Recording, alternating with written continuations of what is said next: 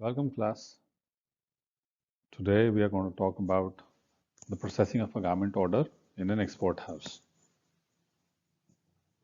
This is session 3, and the name of the subject is export merchandising and exim documentation. Now, broadly, what we want to talk about is how is an apparel order executed in an apparel export house, and what are the different departments in an apparel export house, and what are the roles of the different departments.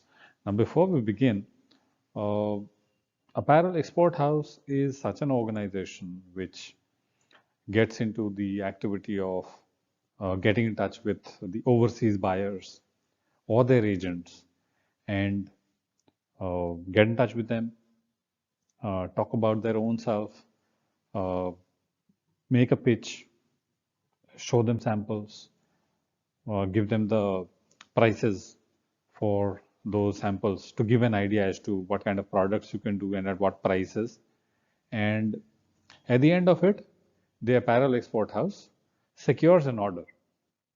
Now, once they have secured an order, they have to execute the order, meaning to say they have to convert the order into uh, real garments and then producing them and then sending it, sending it, sending the shipment to the buyer, which who is situated in another country. So export house is into taking the order, manufacturing the garments, and then exporting it.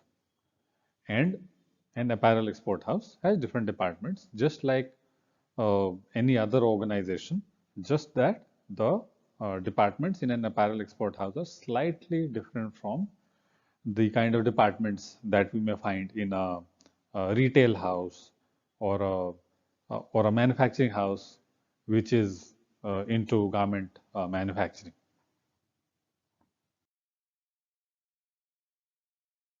Now, we've taken an example of t-shirt over here. If you just look at the elements of the t-shirt, it is short-sleeved and it has turn-up uh, at the hem and uh, it has a rib at the neck. It is hung on a hanger and it has a print in the front. The print is that of a baby panda and the colors that we can see is uh, white, black, and gray. These are the colors of the panda, and the color of the t-shirt is, let's say, carrot color. Now, so when we are talking about manufacturing of a t-shirt, let's say, so if you are manufacturing one piece, or if you're manufacturing 50 pieces, or if you're manufacturing 50,000 pieces, the fundamentals change. The manner, the method of executing the order changes. And the price would change, the delivery dates would change, a lot of things would change, and that is what we are going to discuss in the subsequent slides. Normally, when we talk about the fashion business,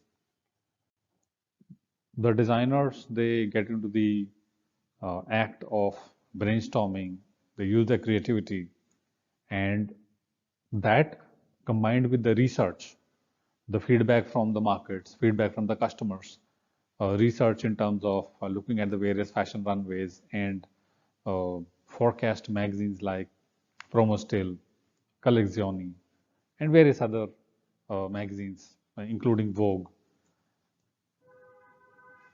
A combination of the brainstorming and the research leads to conceptualization, leads to an inspiration. And that inspiration can be a butterfly, it can be ozone layer, it can be COVID-19. And based on the inspiration, which kind of gives the direction, ideas are generated. And once the ideas are generated, sketches are made. Once the sketches are made, then the patterns would be made. Based on the pattern, the fabric would be cut and the samples would be made. You look at the samples and you may like it, you may not like it. So you would want to make further changes to the design. Now, once you have made a couple of changes to the design, everyone is okay with it. People like it. the salesman or the sales team or the marketing team likes it, ultimately that particular design will go into production. And once the production is done, it will be packed, it will be distributed to the various stores, and it will be sold. And while it is being sold, further feedback from the customer would be taken. And then again, the creative process and the brainstorming would start for the next season. So that is how this fashion cycle moves, so to say. And this is one slide wherein we can, in a very brief, in a very succinct manner, we can see that the flow chart, where we are starting from the designing of the garment and we are ending at the shipment of the product uh, to the customer or to the client. So we're starting with at step one we have designing. Number two is pattern making. So patterns are made. From the patterns which are made on paper, a brown paper or a white paper, the fit samples are made. Fit samples are such samples which are made for the purpose of checking the fit. If the fit is okay, it means the patterns are okay. Once the fit is okay, then the production pattern can be made. So let's say you have an order of, let's say, t-shirts in small, medium, large. You make the first fit pattern in medium size. Based on the pattern, the garment is made. Once the garment is made and checked, evaluated, if everything is okay, then the pattern for medium size has been evaluated as correct.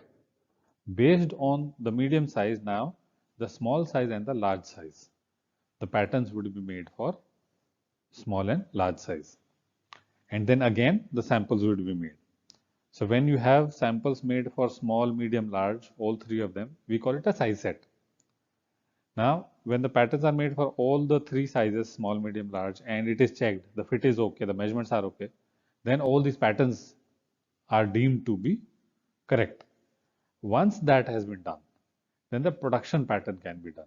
Production pattern means now the pattern is okay, the fit is okay, the garments have been made and has been tested on a live body or on a dress form. Everything is okay. Now we are good to go for production. So the production patterns are made. Based on the production pattern, the fabric is cut, the samples are made, and further evaluation of the sample is done. Now, once the samples have been made in the production department, which is more realistic in nature, then we come to the stage where the fabric is spread on very long, large tables. Fabric is spread, there can be 50 to 100 layers of fabric, and using an industrial machine, at one go, cutting of the fabric is done, and then the after the cutting of the fabric is done, the cut fabric is sent to the production department, the sewing department, and stitching is done on at stage 10. And once the stitching is done, obviously it has to be inspected. After the inspection, the garments are sent for ironing and finishing. Sometimes if the garments are dirty, they have to be washed. And then finished in terms of ironing, pressing, checking, and then we have the final inspection at step 13, where every single element of the garment is checked, whether everything is okay or not. Once everything is okay, we go to step 14, which is garment packing, and then the packets are put inside the cartons, and once all the cartons are in place, it is checked by your client's quality representative or the quality manager. And if the quality manager finds everything okay, then you send the goods to the customs for custom clearance, and then stuffing on board onto the ship, and then the ship leaves your country and goes to the country of your client. So that is, in a nutshell, how the order, the garment order, is executed in an export house. We now look at the hierarchy in an apparel export house. Most of the export house have pretty much the same kind of hierarchy, but sometimes there would be a little difference. But by and large, about 80 to 85% of the export houses have pretty much the same kind of hierarchy. And normally, we have the owner of the organization at the top, or if the owner does not actively uh, figure out in the hierarchy, then you'll find a marketing person who's at the top. A marketing person who has a thorough knowledge of garments, of fabrics, of stitching, of everything, not just having a knowledge of marketing, not that. Now, this person, who's the head, uh, is responsible for the business development. Now, in an export house, someone who gets the orders is one of the most important person in the export house.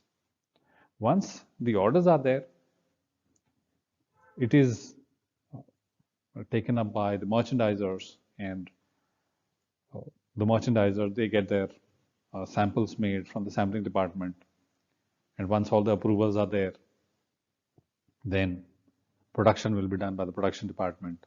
And while samples are being made or the production is being done, there is a third party, or there's an individual body, which is the quality department. Quality department, which is part of the apparel export house, they are paid by they are salaried persons, but they do not report to the merchandiser or to the production people. They are independent of that, and they work under no pressure, and they clearly state whether they like the quality of a garment or quality of the production being done or not, and they give the information to the merchandiser, and they would give the information to the owner of the organization if the owner is taking daily interest taking interest in the daily activities. So quality department, they have no they do not come under production department. They do not report to the production department. They inform the production department. So no one can suppress, or no one can command the quality department, because then the quality may get compromised. So that's why quality department is independent of any other department. They simply inform people, and they inform the owner of the organization. Of course, uh, while orders are being secured, it is being executed. In between, we also have a purchase department. A purchase department which takes care of understanding the requirement for a particular order, and accordingly buy the fabric and accessories. And we have the stores department. Stores department is the place where the fabrics and the accessories would be stored. Accounts department, finance department. Now, accounts department is supposed to capture all the expenses or the incomes of the factory. Finance department is supposed to arrange for the funds in advance so that the factory does not come to a halt because it does not have money to buy fabrics, accessories, or it does not have money to pay the salaries. That cannot happen. So finance department takes care of the funds in advance. There's an EDP department, which is electronic data processing.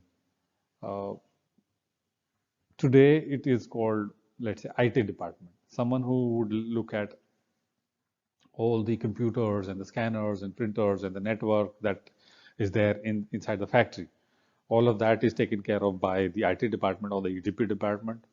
And of course, wherever we have people, we have to have HR department. HR people, they're supposed to recruit, they're supposed to give orientation to the new persons who have been inducted into the organization.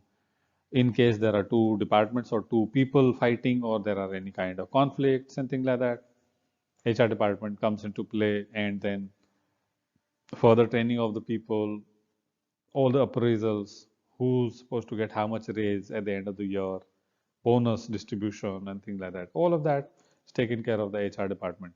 And then we have the shipping and packing department. Shipping and packing department is the department which is supposed to pack the garments, prepare the cartons, put the information on all the cartons, prepare the documents which will go along with the shipment for custom clearance and things like that. So that is taken care of by the shipping and packing department.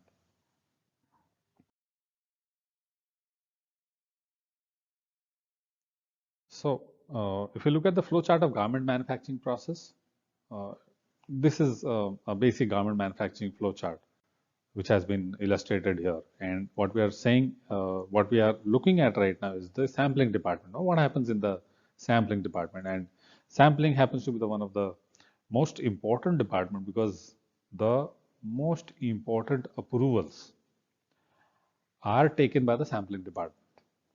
All the new things which are proposed by your client or by a buyer, all the new things which we don't know whether we can produce or not, all the new things which we don't know how will we produce it or whether we will be able to do it or not. All the innovation, all the firefighting happens in sampling department. The first time when the factory is looking at a particular sketch or a particular garment, sampling persons or the sampling department is which has to rack their brains, do the brainstorming and figure out how will a particular sketch be converted into patterns and then into garments. So new designs are made by the designer. The designs on paper, the sketches, they are converted into patterns by the pattern maker or the master G. The master G makes the patterns. From those patterns, the fit samples are made. Fit sample, fairly simple. The purpose of making the fit sample is to check whether the pattern is correct or not in terms of measurement and in terms of fit. Measurements can be done, you keep the garment on the table and then you can use the measuring tape and check the measurements. The garment has to be put on a dress form or a live model or a live human being and you check the fit. So once the fit and the measurements are okay, then you go ahead with the grading. Grading is a very interesting term. Grading means, for example, that we discussed earlier, you have an order in small, medium, large. You make the fit sample in medium size. Once the medium size has been okay, from that medium size, you make the smaller pattern for small and you make the larger pattern for large. So the process of making smaller and bigger patterns is called grading. So it can be something like XS, S, M, L, XL. If you have an order in these 5 sizes, you are going to make the fit sample in medium size. And once medium size has been okayed, you are going to make the patterns in extra small and extra large. You don't make the patterns for small and large. You skip. So XS, S, M, L, XL. So instead of when you have the 5 sizes, you take the first size, you take the third size, and you take the fifth size. And you make the samples in all these sizes. And you check whether the measurement and the fit is okay or not. Once these are okay, then you can make the pattern for the small as well as the large size. So the process of making the samples in each of the sizes is called size set making. Once the size set has been made, then we make the gold seal sample. Now here what is happening is that the fit sample or the size set, these samples are being made to check the measurements and the fit for all the sizes. These samples are made at the earliest stage. That is the point of time when you do not have the actual fabric or the actual accessories. What we are saying over here is when you get the order, let's say the order is in the peach color t-shirt. So the moment you get the order, you start making the patterns and then you make the samples within 3 to 4 days. Within those 3 to 4 days, you cannot possibly order the fabric and get it dyed in that carrot color and get also that baby panda printed. It's not possible. It takes at least 15 to 20 days for dyeing and printing. So when you have made those fit sample and the size set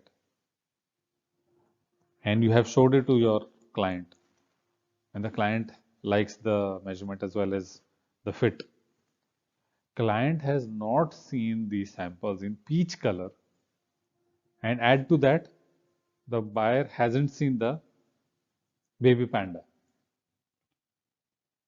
So gold sealed sample is that sample which is made in the actual fabric, in the actual print, with the actual accessories. Accessories is your main label, size label, wash care label, etc. etc.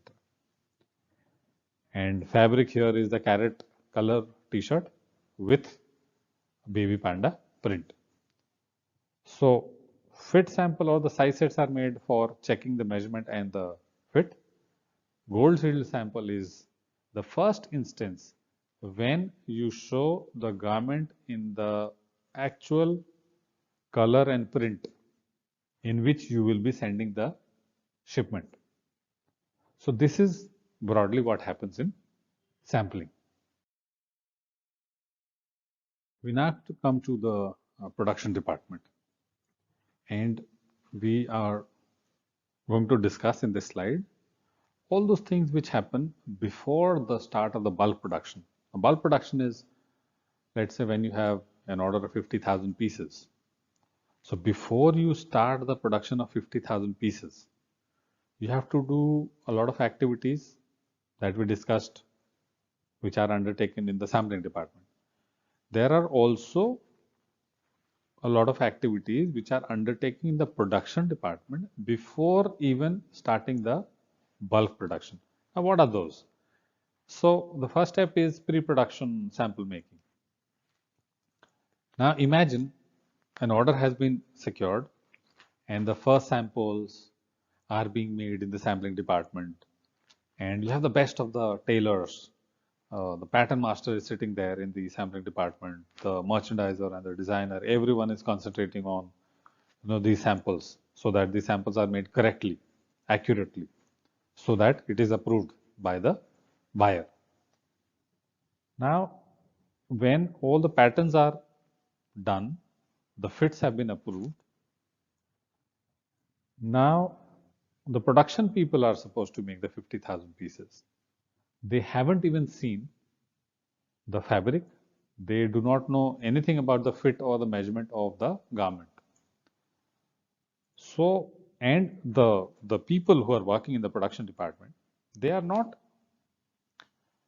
very highly skilled tailors. They are operators, and they are in the habit of making in bulk.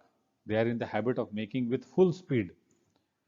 They do not give you great quality. They'll give you the required quality. Sampling department does things slowly. They will give you the best of the quality. But that is only for the purpose of approvals. When the actual production is going to start, you have to do it fast. You have to do it efficiently without compromising on the quality, because you have to keep the cost of production as low as possible. So just because the samples have been made correctly by the sampling department does not mean the production department will also be able to make the samples correctly. So therefore, there's a transition which happens. So something which has been made in the sampling department, it has to be replicated by the production department. And that is why we have pre-production sample making. Now what happens over here is that with the approved samples and with the approved patterns, now the production department says we will also make these samples and understand what does this sample require. So they will also make the samples in all the sizes, in all the colors. Now that is called pre-production samples. Once the pre-production samples have been made and they have been shown to the buyer's quality person and it has been okayed, then we go ahead with the marker making. Now, marker making is the function or the act of placing the pattern pieces in such a way that we consume the least amount of fabric to make one unit of the garment. It's just like a jigsaw puzzle.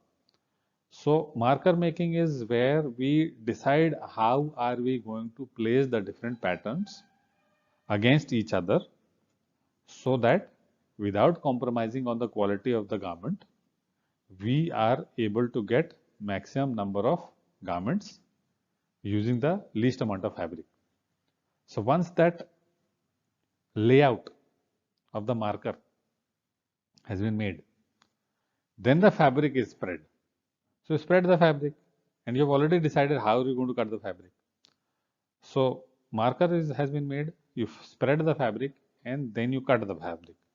Once you cut the fabric, because when we're talking about bulk production, so when you are cutting the fabric, the the bulk cutting is done where you don't cut a single layer of fabric.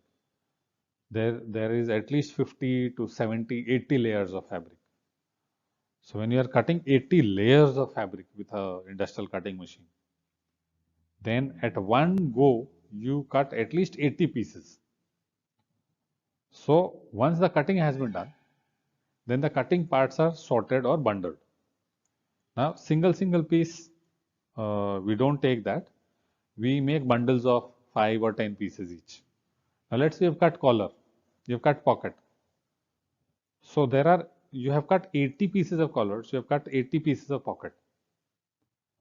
So for example, what we do is that you take first 5 layers of pocket, you take first 5 layers of collar. So you make bundles of 5 pieces each. And after making the bundles, then we send it to the production department for sewing. Now here a pilot is done. Now what is a pilot? Pilot is where before you do the main thing or before you do the bulk production, when in the same environment, in the assembly line, when you make 50 or 100 pieces, normally it is 50 pieces. So you make 50 pieces in the assembly line in exactly the same manner as you will be producing 50,000 pieces. So before making 50,000 pieces, you just make 50 pieces and you check whether the production operators, these people who are sitting on the machine in the assembly line, whether they have understood all the operations and whether they are able to make great quality of garment. So that is called a pilot. That's called a pilot run. So the assembly line, which is going to actually make those 50,000 pieces, they are going to first make 50 pieces and they will make mistakes. All the mistakes will be monitored, taken care of. The mistakes will be amended. And when everything is okay and everyone understands that fine, everything is okay, we have understood how this garment is to be made. This entire process has to be shown to, or it has to be inspected by the buyer's quality manager. When your buyer's quality manager is going to see this garment, when that person sees the garment being made in the production line, and if he or she is happy with the stitch quality and with the garment fit and the measurements and approves your pilot, only then you can go ahead with the starting of the bulk production. So now we're going to talk about bulk production, where the actual 50,000 pieces will be made or 5,000 pieces will be made. Now, sampling has taken care of its responsibility. Then the initial pre-production samples and pilot run has been done. And the factory manager or the production manager is now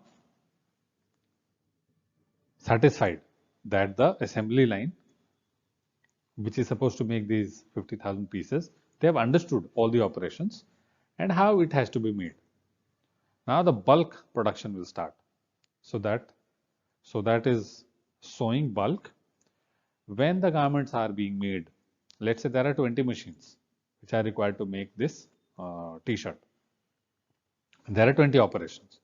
So each of the operations will be monitored, whether all the operators have understood their particular operation or not, and whether they are able to do it with the required quality level or not. So sewing starts, all the operations are inspected, whether they are being done correctly or not, and once the final garment has been made, then the garment, which has been the totally stitched garment, is inspected for the measurement and for the fit. Once that has been seen to be okay, then the garments will be sent, if required, for washing. If washing is not required, then it will be sent for ironing and for finishing. Removal of any stains, or if there are any loose threads, or if the print is the print has to be checked whether the size is correct or not, the colors are correct or not, and whether it has been positioned on the t-shirt correctly or not. It shouldn't be very close to the neck, or it should not be very close to the hem. It has to be at the center, or at that point, at that position where the your buyer has said that this is the position where I want the baby panda on the t-shirt. So all that will be done. Final inspection will be done. Final inspection is done by one of the most qualified quality inspector, and then the garments are packed and put inside the carton, and then it is sent to the customs for exports. So which means you have sent the shipment.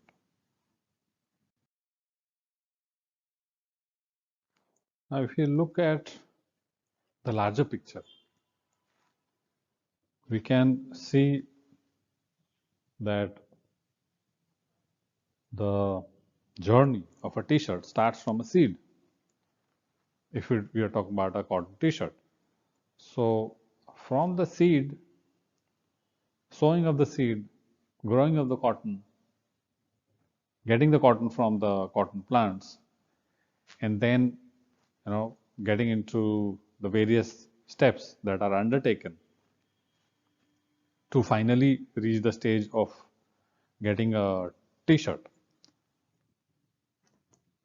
It has been encapsulated in 10 steps from seed to tea. So if we see this, the 10 steps are: first is the farming, second is ginning, where the dirt or the other seeds and other particles are removed from the cotton fiber, and then we go to third step, which is spinning, twisting of the fibers to get a yarn. From the yarn we go on to knitting. So knitting will be done to get a single jersey or a double jersey or different knit structure. And once the knitting has been done, then it will be sent for finishing, which is bleaching for white color or dyeing, and printing, etc., for other value additions. Once the fabric is in place, then you send it for cutting. Once the cutting has been done, you go for stitching. Then in case it is a it is printing of such a nature where you have print only at one place on a t-shirt, then printing will be done. Like in this case, we have a baby panda in the front. If you have, let's say, a flower print throughout the fabric, throughout the garment, then in that case, the fabric will be dyed and printed first, and then it will be cut and stitched. But because we have a panda only in the front, so in this case, the stitching will be done, and once the t-shirt is semi-stitched, then it will be sent for printing. Once it is printed, it comes back, then you finish the stitching, then you send for the dyeing, in case the dyeing is required, and then you get your final t-shirt. So these are the 10 steps. Depending on the kind of design that you have on a t-shirt, the process may change a little bit here and there.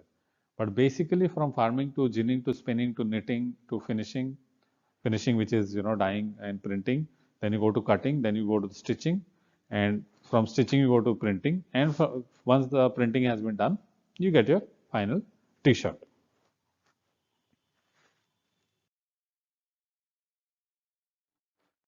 So now we come to the second section, which is the different departments in an apparel export house.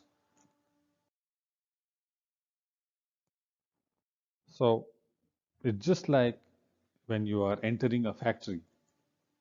So there's a large door or a gate. You open the gate, and when you go inside, you will be able to see this large passage. And after this large passage, you will see the factory. Now, why do we have this large passage? Because when you have ordered fabric in large quantities and it comes on a truck, large trucks, where will you keep the truck when you have to unload the goods? It cannot be that you have stopped the truck in the middle of the road, and from the road you are going to offload the goods, raw materials, and then you are going to shift it into your factory. So when you are receiving the raw materials and when you are sending the goods, the finished goods, you are going to put it in the trucks, the containers. So the truck along with the container should be able to go inside the factory in the premises where you are going to load your container. And normally it takes about 1.5 days to fill the entire container. So for 1 or 1.5 days, you cannot keep the truck on the road. And normally these factories are in the industrial areas. So if you park the containers on the road, it's going to cause a lot of problem, traffic problem, and I mean no one is going to allow you to do that. So if you have a factory, other than the building, there has to be enough space for you to park a mid-size truck along with a container. So that's what the factory premises will look like when you are entering the building. We now come to the sample showroom. Sample showroom is simply a room where all the samples are displayed. Now, this sample showroom is one of the most important place in the factory. Only the owners or the merchandisers or the designers, only these three people can enter the sample showroom. Whatever styles you have made earlier and you have shipped to various clients, you display them over here, and whatever new samples you have made for the coming season, you display it over here. And all the high profile meetings with the buyer, your buyer or your client, like a Mango or a Zara or a Forever 21 or a Walmart, all those meetings are held over here. So your buyer is going to meet you over here in this showroom. Most of the large or the mid-size factories, they have a very uh, well-made sample showroom where all the discussions take place and all the negotiations take place over here in the sample showroom. So all the action happens over here. And if you perform successfully over here, you will end up with a lot of orders. The costings, the negotiations, all of that happen in the sample showroom.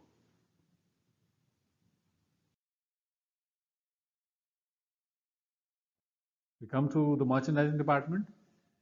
Merchandisers are the people who execute the entire order. Executing the entire order meaning to say that once the order has been secured, then the role of the merchandiser is to coordinate with the entire factory and ensure that the goods are made in the right quality at the right time and is delivered to the predetermined place at the right time with the correct documents. So the prime role of the merchandiser is to coordinate with the different departments in the apparel export house. And that's why in this merchandising department, you will see people sitting. All these merchandisers, they will definitely have a table, a workstation on which they will have a computer because their main job is to coordinate. And they'll have dozens of samples around them, and there are going to be a lot of files. The coordination is being done by the merchandisers. They are the ones who send mails, who receive mails from the buyer. They forward the required information to the different departments. If you get fabric approval, you send the fabric approval information to the fabric department. If you get some kind of an approval on a production method or on some production sample, if you have received any approval, you send it to the production department. If there is any feedback received from the buyer related to quality, you send the information to the quality department. So the merchandiser knows which information has to be given to which department. And if the buyer requires any particular information, then it is the merchandiser who will have to get in touch with the correct person in the export house, uh, collect the information and send the information to the buyer. So that's why a merchandiser is the spokesperson for the factory who passes on the information both ways to the buyer and to the factory people, and they they work with the samples, and they do a lot of emails, and they make a lot of files, and and they maintain the records in the prescribed formats. So a lot of clerical jobs there, but then that's what merchandisers do in an apparel export house. If you go to the pattern making department, the pattern making department is supposed to make the patterns. Now, who makes the patterns? The pattern master. Now, in an export house, the most important person is the pattern master. There are other important persons also, but the single most important person is the pattern master.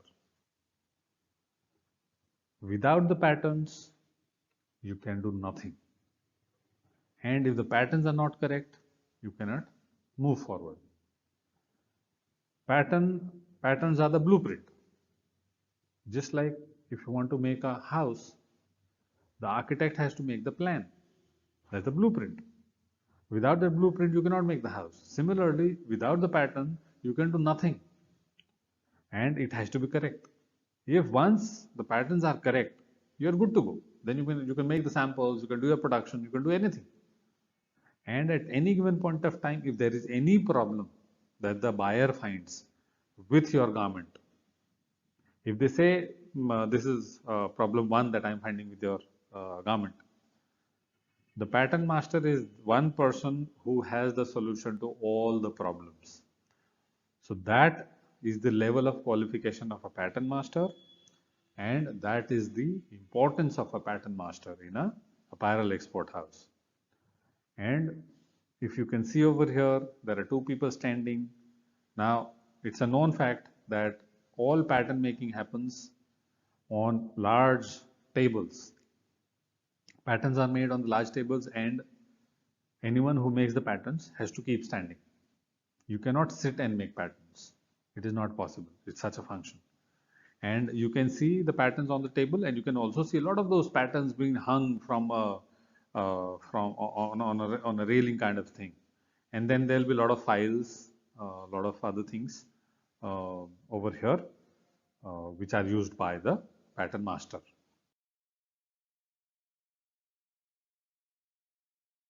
And the sampling department is the department which makes the samples. Now, sampling department is uh, connected to the pattern making department. Patterns are made. Based on the patterns, the samples will be made. Now, the sampling department makes the samples as per the patterns. Now, there are two types of samples which are made. One is the designer has gone to various countries, has attended the fashion runways, fashion shows, and then has gone to the various design houses, the designers' stores, has done a lot of shopping over there, and then has come back. And now, based on the research and based on the samples that he or she has bought, they're going to make a lot of sketches of new designs, of new samples. They're going to make a lot of new designs, illustrations, sketches. All the approved sketches, based on that, the new samples will be made. Now, how do you make the new samples? First, the pattern master has to understand the sketch. Then the pattern master will make the patterns. With those, according to those patterns, the sampling department is going to cut the fabric and make the samples. When they are making the samples, they will show the samples to the pattern master. So quite a few times you will find that in an export house, the pattern master is sitting in the sampling department itself. So the pattern master's table is there, and then you have the sampling tailors along with their machines and everything together, because both of them work hand in hand. And it happens that you've stitched the garment, you have done some of the operations of the garment, and it also includes critical operation. So after finishing every critical operation, the tailor puts the garment onto the dress form or the dummy and shows it to the pattern master. The pattern master is sitting over there only. Pattern master from distance itself, he will see and he will say that it's okay or not okay or something is wrong, whatever. So the tailors, while they are stitching, they are taking continuous feedback from the pattern master and they continue with the process of stitching the entire sample. So these are the new samples. These are the samples which are being made for the new season to be shown to your clients like Mango, Zara, Forever 21, etc. That is one type of sampling. The other type of sampling is where you have got the orders. Let's say you've got an order of red skirt, or let's say that carrot color t-shirt. So you've got the order of carrot color t-shirt. Now you have to make the fit sample, you have to make the size sets. Fit sample in medium size, size set in all the sizes. So for the orders that you have already secured, for that when you make the samples, that is another kind of sample where you are making samples for the purpose of approvals of the fit of the measurements.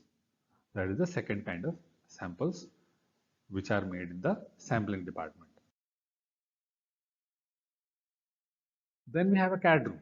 A CAD room is, let's say, an advanced version of the pattern master. Patterns, when made by hand using scale and other things, that was the traditional way of doing things. CAD is computer-aided designing, and CAD room is where the patterns are made. So you get the measurement chart from the buyer, and you have the sketch of whatever product the buyer wants. So the people who are here in the CAD room, they have an understanding of pattern making, and they also know how to use the pattern making software. Now these people will look at the sketch, they will look at the measurements, and they can make the patterns on the computer itself. So the lady on the right side who's sitting at the computer is can make the samples, can make the patterns on the computer itself. Now the other lady on the left side who is standing and who is holding whose hands are extended and her hand is rested on a inclined surface. Now she is holding a mouse like a structure. What she is doing is she is digitizing the patterns. Now what happens in case of digitizing a pattern is the first patterns today also, the first patterns are made in the traditional method by the pattern master. Once the patterns for a particular, for medium size, let's say, has been made, those patterns are stuck.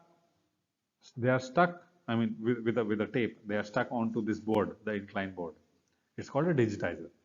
So you put it on stick it onto the digitizer, that incline board, and you use a mouse kind of a thing and you click along the shape of the pattern.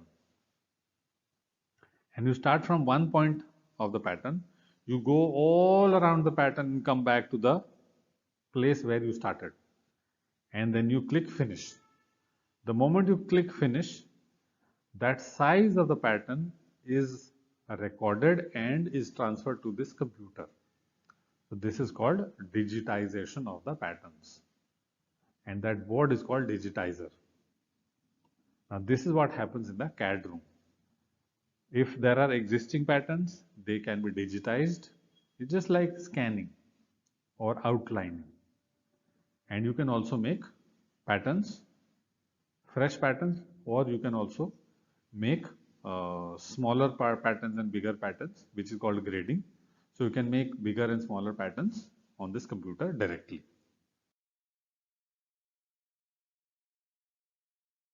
Now, we talked about sampling, we talked about showroom, we talked about the pattern making and the sampling, and we talked about the CAD room. Now we come to the fabric store. A fabric store is a place where the fabrics are stored. Now, a fabric manager manages the fabric store. Fabric manager is supposed to understand the requirement and accordingly buy the fabric, gray fabric, and then according to the requirement get the fabric dyed or printed and get the finished fabric on time and store it in a legit manner, in the proper manner, so that finding the fabrics is easy, and whenever the fabrics are required by the production department, the fabric is to be issued from the fabric store in the right format, in the correct manner. So if the production department asks for 500 meters, then the persons who are working in the fabric store, they are going to take out the fabric, measure the fabric, and give those 500 meters to the production department or the cutting department. Now, like we have the fabric store, we have the accessory store. Now, this is the accessory store, and accessories like labels and tags and zippers and elastics, buttons, all kinds of accessories. They are stored in the accessory store. Now, there will be a accessory manager. So, just like a fabric manager, the accessory manager will handle the accessory store with the help of the assistants, and the accessory manager will understand the requirement from the merchandiser for a particular order and accordingly order the accessories and get it delivered to the factory as soon as possible, so that the production does not get delayed. So this is what happens in an accessory store.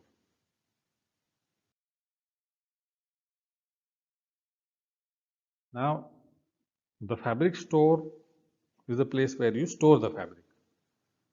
But whenever a fabric is received by a factory, that fabric has to be checked for the meterage, whether the correct number of meters have been delivered or not, and the second is the quality of the fabric. Now the fabric can be dyed, it can be printed, or it can be gray.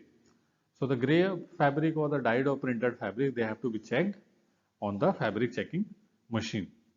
Now if you can see here, people are standing and these machines help in running the fabric in front of you in such a manner that you can check the fabric, and in case there are any problems, there's a button, the red color button, which can be pressed to stop. You stop it and then you put a sticker over there wherever you find the any fabric flaw, and then again you can continue with the process of checking the fabric. So fabric checking is the place where fabrics are checked, and the people who are working in the fabric checking department, they are asked to work in rotation, meaning to say that a person can work in the fabric checking department only for 15 days, then that person has to be essentially shifted to another department, because there are a lot of fibers, very small fibers, which are suspended in the air in the fabric department. Now, a person who is continuously breathing that kind of air will develop asthma or other kind of respiratory disorders. So that is why people are not uh, allowed to work continuously in the fabric checking department. And then we have the fabric spreading. Now, fabric is stored in the fabric store, but the cutting of the fabric will happen in the cutting department. Now, cutting department has very long, large tables, like you can see in the slide. On these tables, layers and layers of fabric are placed. And once the fabric has been placed or the fabric has been spread, then the cutting can be done. Now you can see that the bottom picture, there are two people who are manually spreading the fabric. In the above two pictures, you can see that a machine is being used to unroll the fabric and spread the fabric. Now, wherever the machines are used, the accuracy is high and the speed is more. Wherever the spreading is done manually, the accuracy is less and the process is slow. So factories which are big and who have the resources, they buy these fabric spreading machines for the purpose of spreading the fabric. Now, once the fabric has been spread, like you see in this picture on the in the lower right corner, so this is like somewhere around 80 to 100 layers of fabric.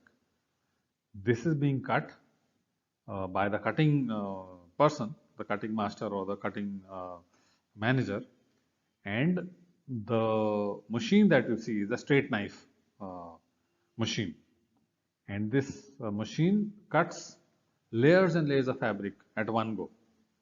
So the cutting is done in the cutting department, and then the bundles will be made and sent to the stitching department. Now, fabric cutting is one of the most critical areas. Everything that you do in a apparel export house, most of it can be reversed. If the stitching has gone wrong, you pull out the stitching thread and then do the restitching. But if the fabric cutting has been done wrong, you can do nothing about it. So it's critical because it is irreversible. So fabric cutting has its own challenges, and you have to be very careful depending on the quality of the fabric and the kind of defects which are there in the fabric. You have to figure out as to how are you going to cut the fabric. And then we have the sewing floor. Sewing floor is the place where all the stitching operations are being done. If you go to the sewing floor, you will find rows and rows of stitching machines, and with these operators who are working on different kinds of machines. Someone is doing a lock stitch, someone is doing overlock, someone is attaching the buttons and things like that. So sewing floor is where the real action happens, where the bulk of the product is made. Of course, very important. This is the place where the actual order is being executed. All the other things that we saw, at the showroom or the sampling and things like that, at all those places, you're just making, a couple of pieces per machine every day. Here, every day per machine, you're making 15 to 20 pieces. So that's the kind of action which happens in the sewing floor. This is another slide where you can see now this factory looks pretty clean, swanky, very well placed, and spacious. So it looks like one of those factories in China or in uh, uh, not I wouldn't say Bangladesh, but China or Indonesia. And some of these factories in India have these kind of sewing floor, huge ones, very neat and clean, very well organized. Of course, while the stitching is happening, all the operations have to be checked whether the stitching is being done correctly or not, whether the thread tension is okay or not. And once all of these things are done, then the completed garments, they will be checked for the measurement. Once the measurements are okay, then they will be checked for the fit. If you want to check the fit, you have to put the garment onto the dress form and then see whether the fit is okay or not.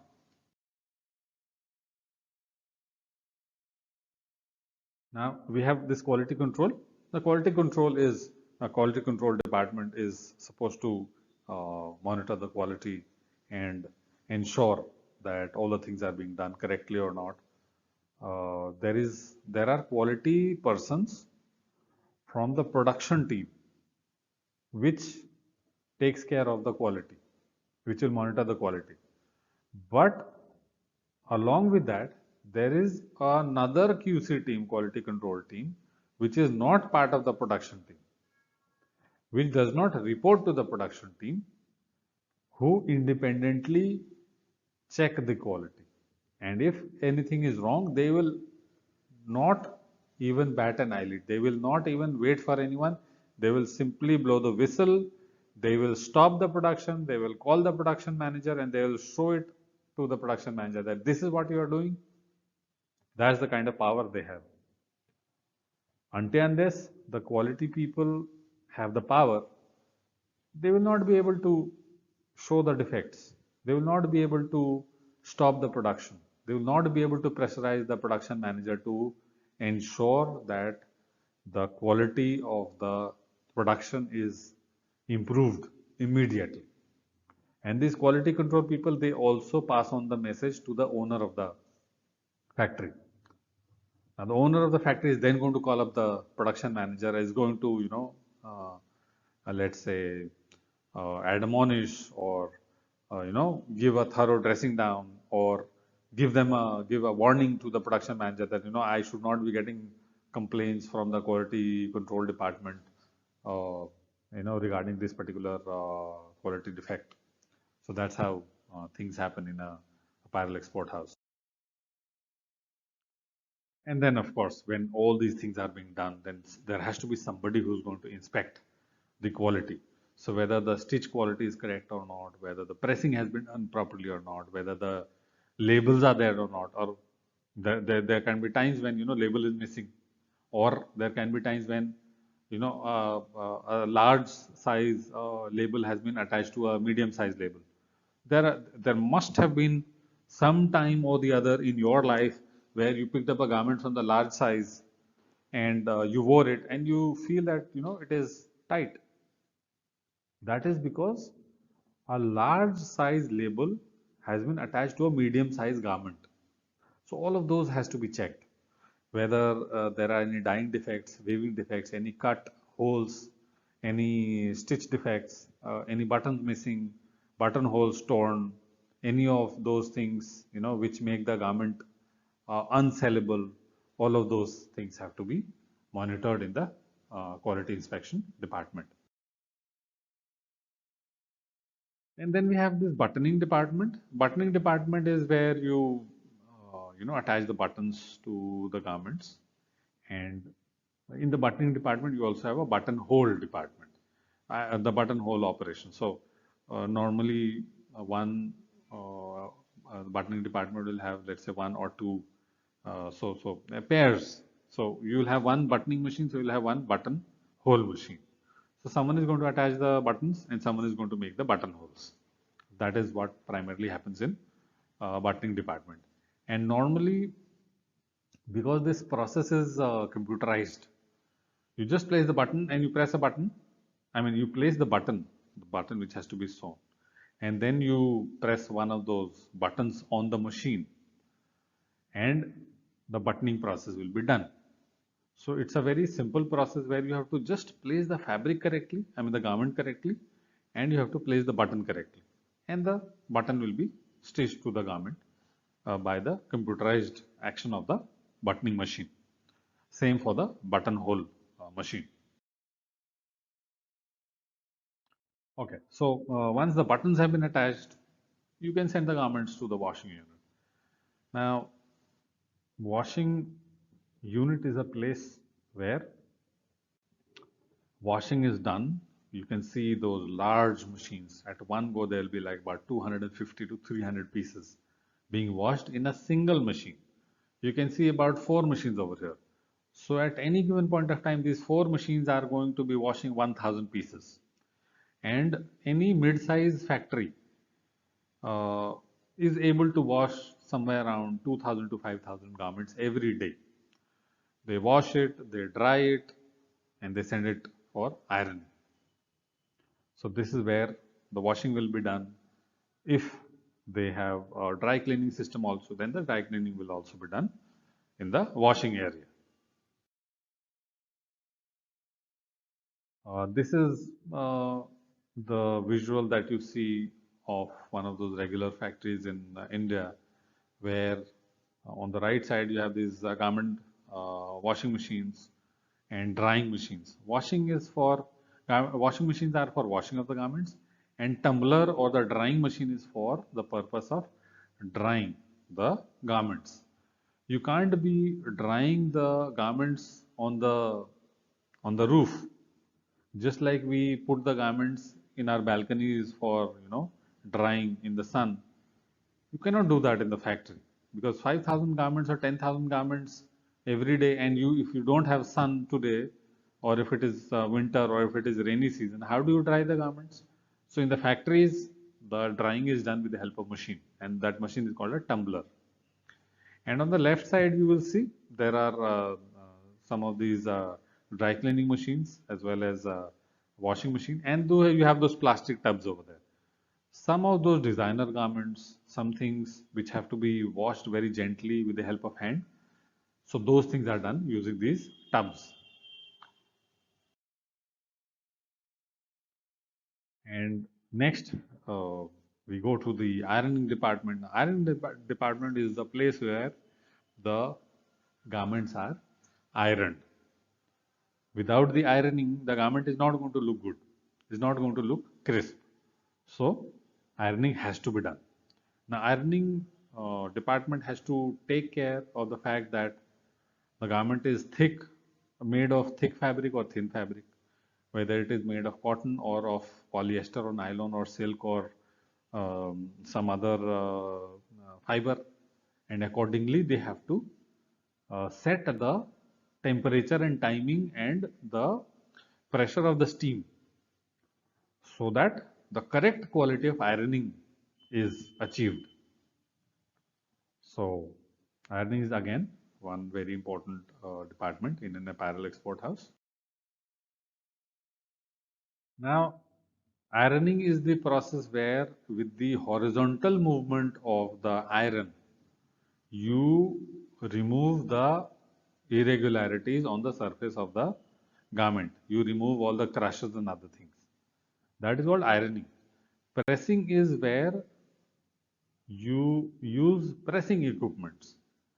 Now, these equipments are such that you see this pressing equipment here. So, this part that you see on the top, this entire part is going to be pulled down by this person standing over here. It will be pulled down, and the steam will pass through the top portion, will go through the garment, and while the steam is passing through the garment, this structure is going to press the garment, and it will just press. It's not going to move horizontally. It is just going to come down, press it, steam it, and done. That is called pressing. Ironing is horizontal movement of iron, and pressing is vertical movement of this system. So that's the difference between ironing and pressing. And then we have the hang tagging in the packing section. Now, if you remember going to any store, then you will see that garments are hung onto a railing, and if it is a top which has sleeves, so along with the sleeve you will see some tags hanging. Now those are the tags in which you will have the price and the size and other things. So those are hanging outside, and those are tags. That's called a hang tag. Now hang tags are attached to the garment last, before putting those garments inside the poly bag or in the carton or any packing material.